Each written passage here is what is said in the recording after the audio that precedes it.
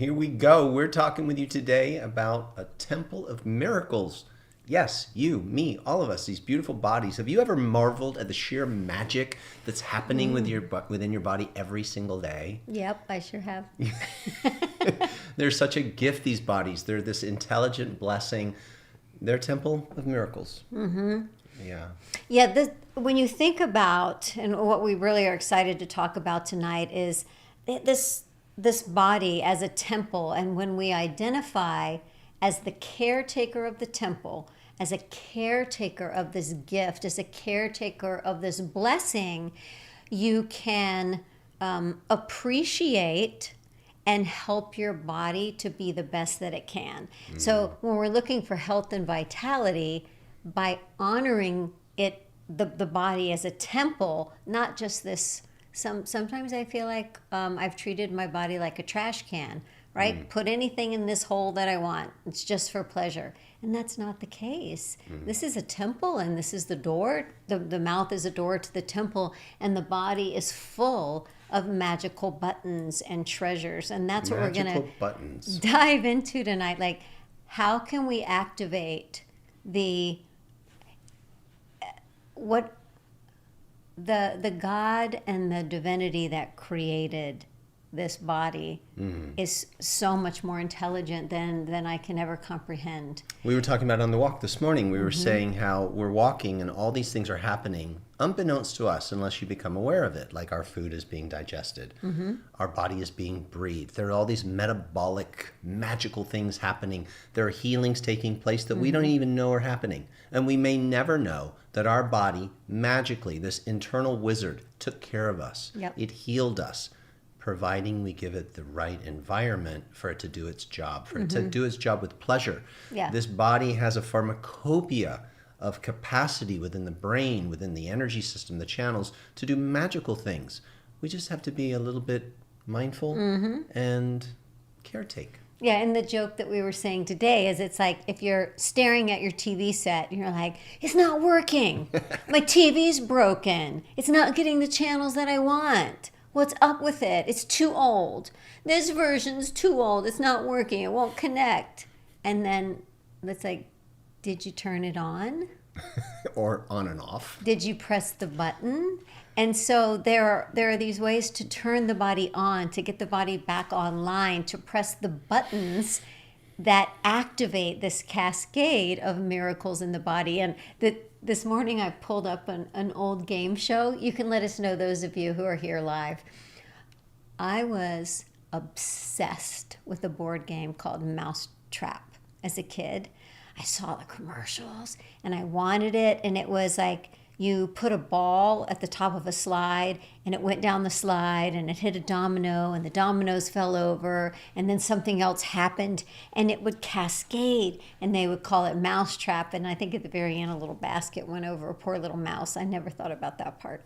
But that was reminding me about these miracles in the body. What is that one thing that I do, or the many things that we can do that we're going to talk about in the next few minutes, that activate this cascade of miracles that are set up for us so that we have stronger bodies, more vital health, more positive attitudes, better balance, and live a longer, healthier life? What are those buttons that we can press so that that cascade happens as a miracle, but you got to press the buttons?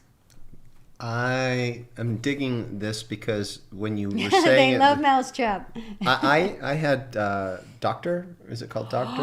Where you had to go Operation. Operation. I loved Operation. Because you had to be so steady and go in and get a bone out. I remember the commercial. Take out left ankle. Yeah. Oh, I loved it. You had to put the tweezers and the metal tweezers. And if you touch the metal, go. Eh. Yeah, you're a bad yeah. surgeon. I had Operation. We were talking about on our walk this morning how, like, let's say you go and work out, maybe you lift some weights or you do some qigong, and you say, I'm healing my body, or I'm getting stronger. I'm getting stronger. I'm increasing my mobility.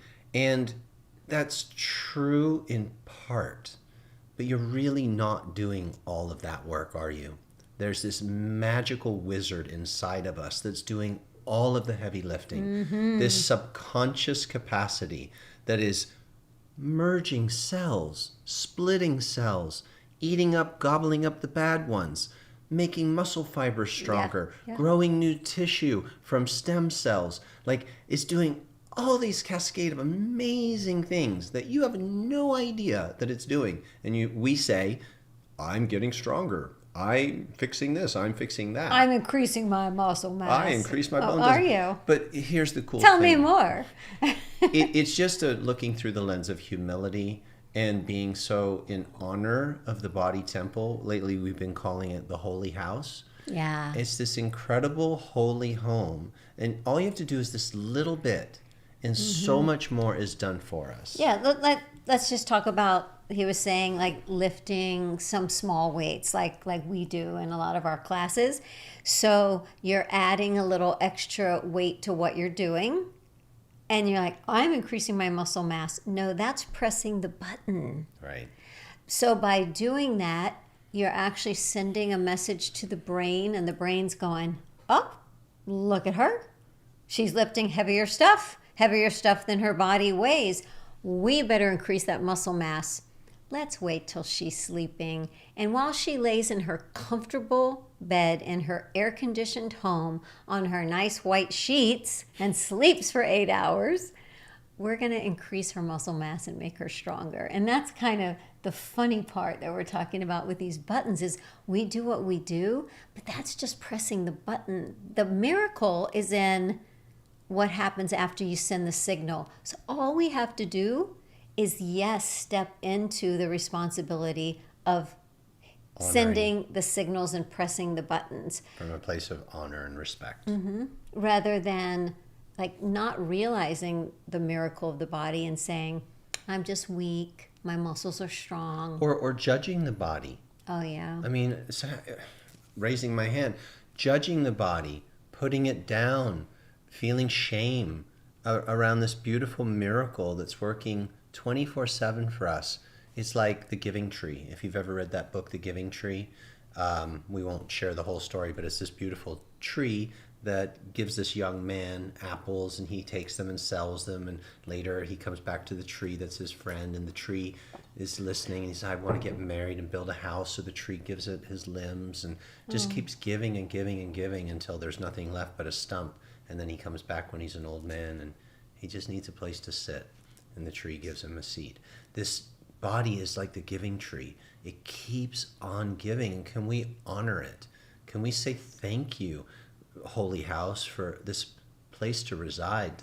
And I'll do my part. I remember the first time gratitude really opened up in me. I had a couple of, I don't know if you guys had these moments with your journey, your spiritual experience, where you're like, oh my gosh, I'm so grateful. I've got to do something with this energy. I had it once really open up when I was a kid. And I went and bought presents for my entire family. I saved up this a lot. And never did this, right? I was more oriented to me. I need a new surfboard. I need a skateboard. I need a bicycle. But I just wanted to give to my family. So that was the first time. And the other time was when I was having a darshan with a teacher. And he helped me realize how much I am this holy house. And I had this awakening, and I felt my heart open. I was so grateful. I'm going to say it, to God. I was so grateful to God for my life. And I opened my eyes and I looked at him. I'm like, you just changed my whole life. And I was crying and crying. I'm like, is there anything I can do for you? Can I please, anything? And he looked at me and he goes, well, you could pick up that basketball and put it over there with my other workout stuff. Sure, is there anything else? My point is, if we could appreciate our body with that kind of reverence and that kind of gratitude, because we should. Yeah. We should. And what that does is it changes the frequency of your mindset. And so there is a frequency, an energetic frequency that makes healing easier, that makes vibrant health easier and quicker and faster. I'll compare it to a child. If we are telling a child, like, you're not that smart, you can't learn, and make it not fun, they're going to struggle probably more than the child that we're like, this is fun, math is fun, let's do this, you're great, you're smart, you're awesome. Which child do you think is going to excel and feel healthier and happier in the world? And if we can have that attitude towards our body, but it's more than that. It is about pressing the button. You have to take It is action. about picking up the weight. What else can we do? Well, we talk a lot about bone density, right? Instead of getting weak and brittle bones that just start breaking as the decades pass, there are buttons in the body. There are things that you can do, and they're simple and they're easy and they don't take much time every day, that you can send the signals to your body, and your body's like almost like a waitress or a waiter. They're like, oh, you want more bone density? I see you place that order, because you're doing that.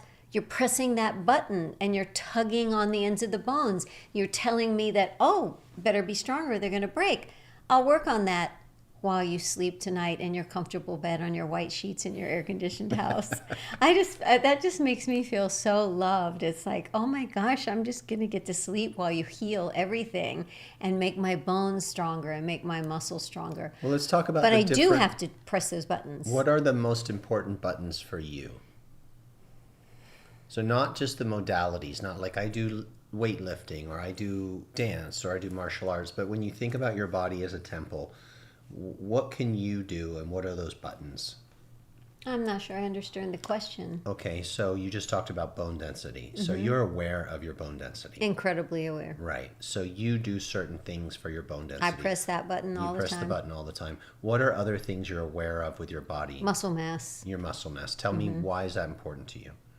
Because for being slender, a lot of people can get confused, and there's a term that isn't flattering. It's called skinny fat, but it's when you're slender, but you still don't have muscle. You're still just small, but you're completely made of fat, which means that you're weak, which means that you can Or you get have some muscle, but not hurt. as much muscle. Also, as far as your metabolism goes, if you have muscle mass, metabolism uses energy as fuel. So when you eat food and you put fuel in your body metabolizes it to stay alive, and more muscle mass wants to use that energy. So if you have stored energy in your body, energy is stored as what they call fat. You can access that stored fat, and you access it through the bloodstream, which is also part of circulation. So when you move your body and press those buttons that help make a little bit more muscle mass and more bone density, you're also increasing your cardiovascular system and getting more capillaries, which are going to tap into the stored energy, food that you ate a long time ago that hasn't been able to be turned into energy, that's stuck in your body, and you can turn that into fuel and use it.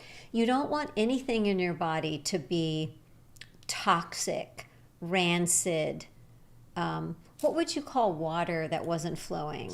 Stagnant, right? We want to keep breathing. That's why we say big full breaths. Get all the stale air out, right? Let's keep everything moving and flushing and fresh so that it isn't stagnant, toxic energy or waste products. Allie just shared something super cool, and I know that she does a lot of movement, Tai Chi, Qigong.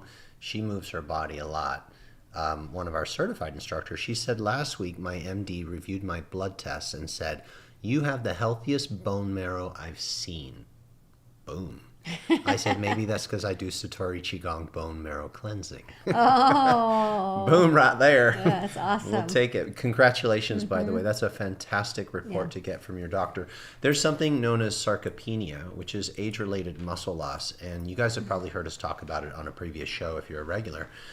Here's a statistic for you. Physically inactive people, so that's those of us in the world who just aren't moving, right? Not as much, a little bit too static. You can lose as much as 3 to 5% of your muscle mass every decade, starting around the age of 30. 3 to 5% of your muscle 30, mass. the age of 30. Every decade, so every 10 years. So imagine what that looks like, 40, 50, 60, into our 70s. Yeah. We're talking like 20+% of our muscle mass. And what's important about that is, well, you were talking about the skinny fat stuff and how important it is to have muscle on the body, because that's going to keep your metabolism higher. It's going to keep your weight down. It's going to obviously look better because muscle is like human spandex. But it's also injury prevention, and to be able to have the quality of life, to be able to do stuff, right? To be able to walk up and down stairs, to lift things up, to feel like I am able to have a strong, healthy injury prevention type body. What about if you fall down and you haven't done that tugging on your bones by working your muscles? Your bones are weaker too. So those go together like rama-lama-lama. Yeah, the statistics, and I don't have access to them right now, but the statistics of people that fall and go to the emergency room, and from that fall, the cascade of things that happen. You become terrible. less mobile, and a lot of times falls are the beginning of a drastic decline. It isn't the fall. It's the result of the fall. I have an uncle who was just in his garage. He was set up for a knee replacement. He slipped and fell, and because he fell and he hadn't been able to be active because he needed knee replacement and he broke his hips, and it's going to be a long time before he walks. He's going to be in a wheelchair for a while, and after he does that, he's going to have the knee replacement. So how can we get ahead of it? Or how can we keep pressing the buttons as much as we can? Because the body wants to do what the body is designed to do. And I think that so often what I see in myself and others is that we have this limiting belief like, my whatever, I can't bend like that anymore. And so we stop bending. And because we stop bending and we stop bending, we can't bend anymore because we stopped bending.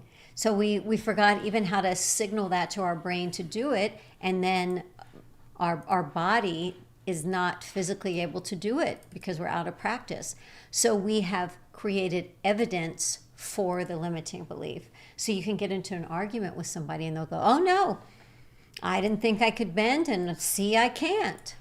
And you're like, yeah, but it's a little bit longer story than that.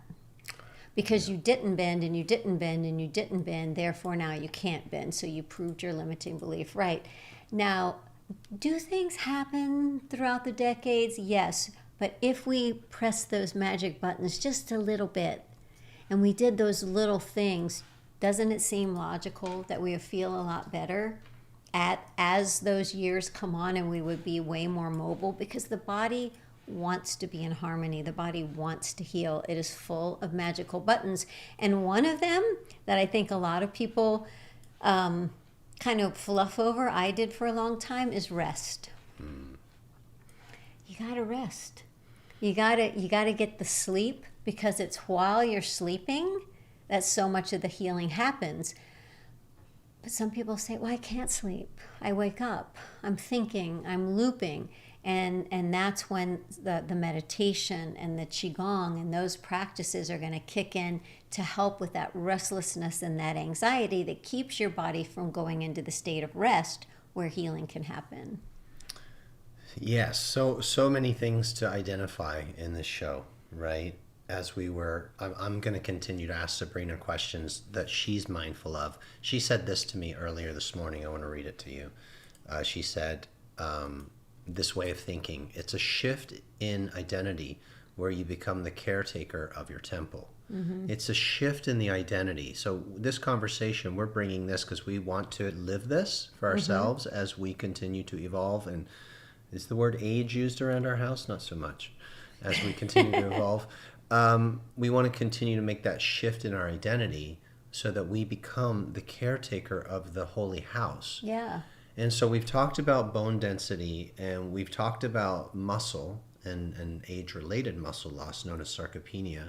And you got into falling. Well, hold on. Let's just track these, right? You did say balance and falling, and you didn't have the statistics, and I went. But you do? Well, I went looking for them. Great. Because I knew you had notes on this. So do you want to read them, or you want me to? I want you to, because your eyes are great. So Sabrina was doing some research on this. According to the Center for Disease Control, this stuff's crazy, guys, but it's to make the shift in the identity. We're not here to scare anyone. We're here to empower you. Read it slowly. 1 out of every 4 Americans age 65 and older falls each year. So 1 of 4, 25%. falls every year. Falls are the leading cause of both fatal and non-fatal injuries Okay. for people age 65 25% of people fall, and it's the leading cause of fatal injuries. That's right. For people age 65 and older. Now, here's the one that's got my attention. Okay, that didn't. Well, this one really got my attention. approximately 20 to 30% of seniors, so whatever age you want to place yourself as a senior, who fracture a hip die within 1 year from either the complications related to the broken bone itself or the surgery to repair it. Wow. So that's not very inspiring. Can I read that again? 20 Approximately. to 30% of seniors who fracture a hip die within 1 year. Ooh. That sounds insane, but it's not everyone. They're saying 20 to 30%. It's a lot of people still. I know it. You know, because of the bone my break uncle and the that surgery. I just mentioned, he's not doing good. So guys, I think we want to stay out of the hospital. I think we want to stay away from breaking the bones. I heard, and this is crazy, that a lot of people don't fall because they lose their balance. They fall because a bone breaks, and then they fall. What about the girl in your class? She was running backwards. There was a lady. She was In probably our in her mid-50s. Face-to-face classes. Just running backwards, slowly trotting. But this was years ago. Between exercises, and snap, something in her ankle or her lower leg bone cracked, and she fell screaming. It was bone density. It was bone density. She didn't do anything. She was just trotting. So this should get our attention. Like, hey, this is a holy house. This house is a magical house. It can do a lot of things. I just have to push the right button. So we're talking about bone density. So that's tugging on the bones. And of course, nutrition, those things are very important. Water. We've heard from Allie, bone marrow washing. That's a type of Qigong, which is very healthy and healing for the bones. We talked about the muscles. We talked about the importance of keeping muscle on the structure so that we don't have It doesn't age-related. take much weight. I only lift like 5 pounds at the most. It just requires consistency. Yeah. And that And helps good with technique. That helps with building the bone density. It helps with the look and feel and strength of the body and injury prevention. Then we started talking about balance, which means that you have to do balance exercises and keep your legs strong. And which takes mind work too. It does. One of the first things to go as we get older is leg strength and then spine strength. And as soon as you lose your legs and your spine, you start to eat with your posture and you start to feel weak, and then you start shoe shuffling and all the other things that go along with it. So you lose your balance more because you're not picking up your feet right. Like, in order to balance on one leg, let's say you have to lift the other one up, and that mimics walking upstairs. That mimics walking up a hill. That's why a lot of people, like my dad, he can't walk upstairs. He shuffles his feet. The balance is off because he lost. So just walking and marching requires balance. We don't realize it when we have balance. But what can we do to even extend that? But I want to go back to what you said about being the caretaker of the holy house. Okay, and then pitch back to me because I want to land my thought. Why did I say that we have to shift into the identity of being the caretaker of the holy house? Well, for me, because as the caretaker of our little puppy, Kingsley, right here, whose head is on my foot, I step up. Right. I'm getting great quality food. I'm feeding him when he should be fed. I'm not giving him crap. Because you're the caretaker. I'm the caretaker. That's the identity. It's my responsibility. Okay, you guys. His health Do you is guys in get my that? hands. So you are the caretaker of the body, which is like your puppy. That sweet thing that you love so much. Rather than the thing that we look at the body sometimes not through a lovely lens. Look at your body as truly a holy temple. Yeah. Not just like, oh, that's a nice catchphrase or that's cliche in the PD personal development world. Like, really get that. Yeah.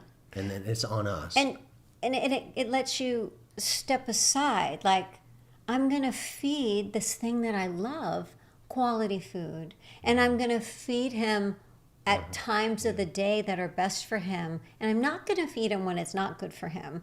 And you know what? I'm going to take him for a walk, and I'm going to throw the ball so that he gets some movement, and I'm going to make sure that he gets rest and love him. It's like detaching, and if I can do that with my own body, like, I'm going to take this thing for a walk.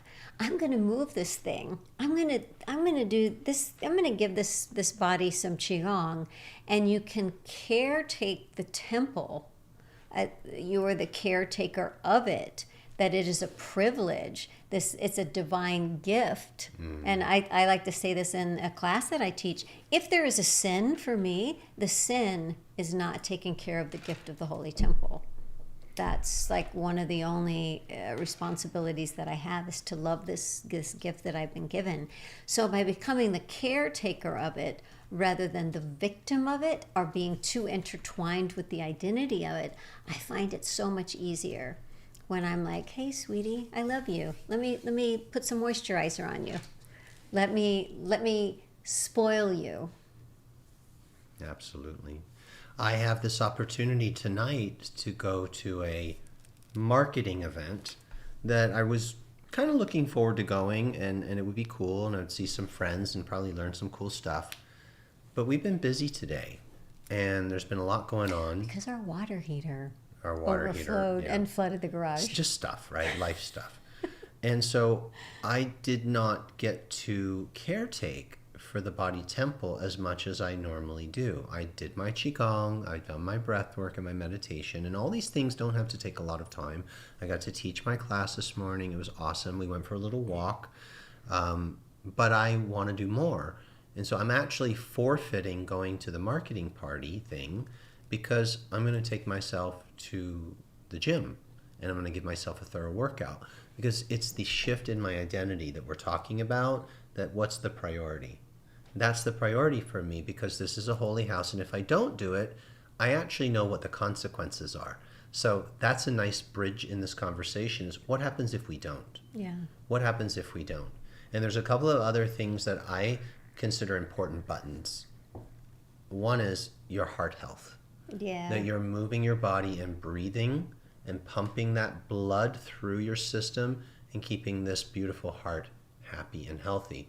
So whether that's walking or fast walking or stairs or whatever you do, marching, fast qigong, something, right?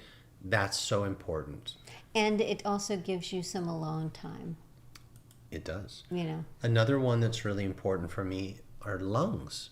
I mean, look at all the crazy stuff that happened during the pandemic and COVID, and everyone was so worried about their lungs and their immune system. So bouncing, shaking, breathing, moving my chest, working my diaphragm muscle. I incorporate those things into my exercise regime. So I'm getting the bone density, the muscle mass, the balance and the fall prevention and the injury prevention. I'm getting that heart health with the cardio movement. I'm getting the breath and the lungs. And I'm working on my skin and my fascia, because that's a nervous system that's secondary nervous system. It's communicating and keeping my body pain-free, and it's addressing my energy channels. And when my energy's blocked, as you said, stagnant water, it's downhill. And I know that firsthand from having a lot of pain in my body due to energy blocks. So these are a lot of the buttons that we think are super important. Was there any other buttons you wanted to press on? Just yours. Well, you're good at that, honey. Yes, so push those buttons, people. I just want to underline that there are ways to weave the buttons together. Like when you play the piano, if you ever played the piano, you don't just play one note, right? You have your whole right hand, you have your whole left hand. You can hit 6 keys at a time, or however many, to compound the results, which is what we love to do, and it's what we share with a lot of our students. Yeah. And it really, if we could just say, I'm going to caretake my body, and I'm going to live in that experience of being like the mother, the caretaker, the sweetness, the way I am towards Tristan, the way I am towards Kingsley, towards my own body. Wow. And what if I could set aside 10 or 15 minutes most days for that? It would be a completely different life for most people.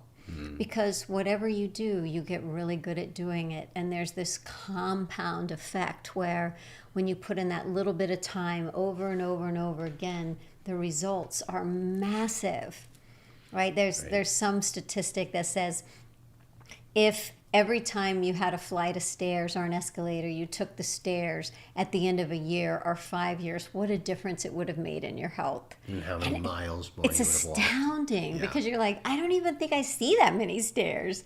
But then now that I start thinking about it, and every time I see the stairs and the escalator, I'm like, oh crap, I read that book. And she does. She walks the stairs. She doesn't take the little escalator things. She does as much walking. Yeah. But it adds up and it shows up because you take the time. And, you know, I we just were wanna putting the feel show, good. when we were putting the show together today, we said we want to, you know, sometimes we'll teach techniques, right? And we'll do like a mini workshop on the Trisbrina Show. But a big part of our message is to motivate, to inspire, to give you information that makes you say, I'm not going to go to that thing. I'm actually going to go to the gym instead because that's my priority. That's my shift in identity to see myself as the caretaker of Or my I'm going holy to go house. to bed, Yeah, early. whatever it is. But it's because you're saying thank you I'm going to go do that replay. to this magical, incredible, miraculous home that we get to live in. And yeah, like that's everything. Just to really honor the home. Mm-hmm. And we have an idea, and we're going to throw it out there to y'all. We love Qigong, and it's a huge part of our life. And in our classes, we teach fitness, and our students really love the things we're talking about. You guys that are students, you love the bone density. You're getting great reports from doctors. My gosh. You love the way your body feels, and you're getting stronger, and you're releasing pain, and you've got more cardiovascular capacity. Your immune system feels stronger. And we were thinking we should put something together for the whole Satori community and pull our best stuff that does all those things and hits all those buttons. In quick ways. And so we're putting that together for you guys. I don't know how fast we can get it ready, but I do. give us about a month. No, I can tell you right now. Oh, you've already got it blocked? Give us a second. Let me put on my glasses. So we're going to do like another 2-day workshop just save for the this. date, June 22 and 23. We don't have details, but what we want to do is to put together multiple routines of that press the buttons for muscle, bone density, balance, everything that you need in little like 10 minutes so that you have multiple things you could do on any day. And if you have 20 minutes, do 2 of them. But some of them will be like for leg strength, some of them will be for coordination, some of them, they will all be more circular, like not linear. So linear, think of, we don't move like robots, but people at the gym do. That's why when you go to do something, people get hurt. So this program is going to combine the energy work with the weights, with the balance, with the bone density, all coming together. It'll be some kind of Qigong Strong under the Qigong Strong umbrella. We've never done it before. We're really excited about it. So mark your calendars for June 22 and 23, and also check your email because the way that we're offering these workshops now is we offer them to the community for 3 days at like way less than 50% off, and then it goes up. Mm-hmm. So register when you see it, and if you can't attend live, we will for the people who register, even at the super early bird, you can get access to the recordings that you have forever, and then you'll have all these 10-minute routines plus all the other stuff that we share. Yeah, we want to make it fun. Thank you so much. Jerry says you guys are so good at imparting wisdom. Thank you so much, Debbie. Massively inspire me. Huge hug back to you.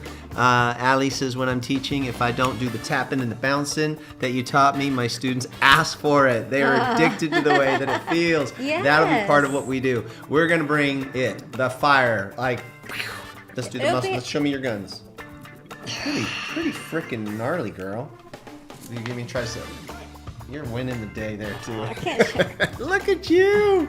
All right. Much love, everyone. Have a wonderful... Press the buttons. Don't press a button. We don't have any buttons. Push the right buttons, though. Much love.